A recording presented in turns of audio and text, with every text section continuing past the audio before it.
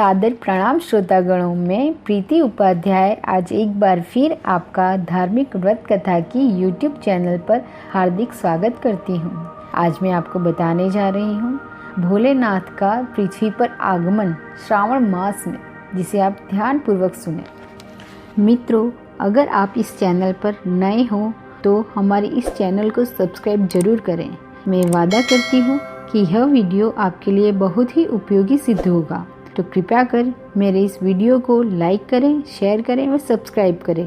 पूरी जानकारी प्राप्त करने के लिए वीडियो को अंत तक जरूर देखें, ताकि आप यहां से अधूरा ज्ञान लेकर ना जाएं।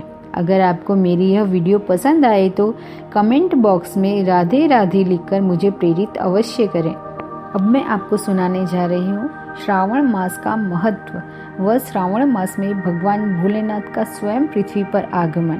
तो सुनिए। चतुर्मास में भगवान विष्णु के शयन के साथ ही श्रावण मास में पूरी पृथ्वी की बागडोर भगवान भोलेनाथ के हाथों में आ जाती है। कहा जाता है कि श्रावण मास में भोलेनाथ का आगमन स्वयं होता है। भोलेनाथ का यह बहुत ही प्रिय मास है।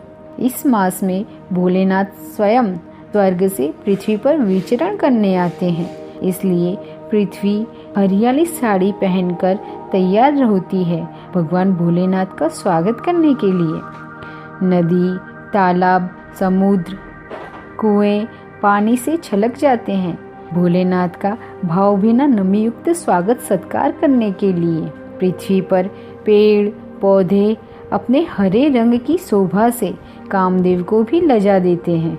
तरह तरह के रंग बिरंगे फूलों की शोभा देखकर बयान नहीं की जा सकती है। पानी के लिए तरसकर जीव का त्याग कर देने वाले पशु व पक्षी अपनी कोमल व मधुर वाणी से मल्हार राग गाते हैं और भोले बाबा को अपनी ओर आकर्षित करने का प्रयत्न करते हैं। इसी तरह से सारा ब्रह्मांड एकजुट होकर भोलेनाथ के स्वागत में कार्यरत हो जाता है। इसके अलावा मानव जाति भी भोलेनाथ के स्वागत सत्कार में वसुधैव कुटुंबकम की तरह कामकाज में व्यस्त हो जाती है। श्रावण मास का इतना महत्व माना गया है कि लोग पूरे श्रावण का उपवास रखते हैं। जिनसे पूरे श्रावण मास का उपवास नहीं रखा जा सकता है, वे श्रावण सोमवार या श्रावण प्रदोष या 16 सोमवार का व्रत तो अवश्य ही रखते हैं। इस व्रत में केवल एक ही बार भोजन ग्रहण किया जाता है। संध्या पूजन के बाद सूर्य अस्त हो जाने के बाद ही भोजन ग्रहण किया जाता है।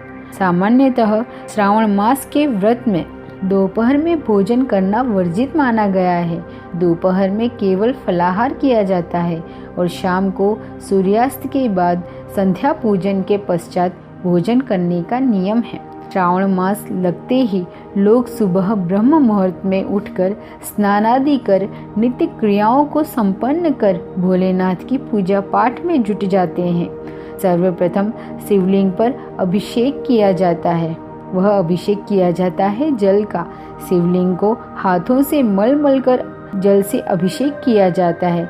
तत्पश्चात शिवलिंग पर दूध का अभिषेक किया जाता है, फिर घी का अभिषेक किया जाता है, दही का अभिषेक किया जाता है, शहद से शिवलिंग को नहलाया जाता है, भांग अर्पित की जाती है, काले तिलों का नौछावर किया जाता है और यदि हम ऐसा कहें तो क्रमशः अभिषेक किया जाता है।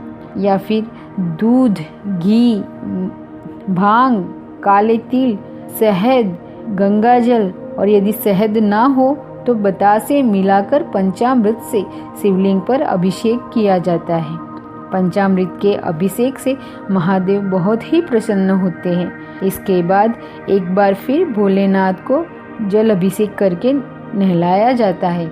इस तरह से शिवलिंग के साफ हो जाने के बाद शिवलिंग पर चंदन का तिलक लगाया जाता है। आप चाहें तो केसर को भी शिवलिंग पर चढ़ा सकते हैं या फिर केसर का तिलक कर सकते हैं। फिर शिवलिंग पर अबीर, गुलाल चढ़ाए जाते हैं और शिवलिंग पर अक्षत अर्थात कि चावल चढ़ाए जाते हैं। तब उसके बाद भांग का भोजन दिया जाता है भोलेनाथ की शिवलिंग को। धतूरा, आँख के फूल और सबसे महत्वपूर्ण बिलपत्र चढ़ाए जाते हैं। ऐसा माना गया है कि आप कुछ भी ना चढ़ा सकें तो केवल बिलपत्र चढ़ाया करें पूरे श्रावण मास शिवलिंग पर, तो यह भी बहुत ही फलदायी होता है और यह भगवान भोलेनाथ को अति प्रिय है। इन सभी चीज़ों को शिवलिंग पर चढ़ाने से भोले बाबा बहुत ही प्रसन्न होते हैं। महादेव के ऊपर लाल रंग के फूलों के अलावा किसी भी कलर के फूलों को चढ़ाया जा सकता है और अंत में पान के पत्ते, जिस पर लौंग, इलायची, कलावा, सुपारी, इन सब चीज़ों को रखकर शिवलिंग पर अर्पित किया जाता है। कहा जाता है कि पान के पत्ते के बिना शिवलिंग की पूजा अधूरी होती है, इसलिए पान के पत्ते को अवश्य चढ़ाना चाहिए। इस प्रकार भोलेनाथ की पूजा संपन्न होती है।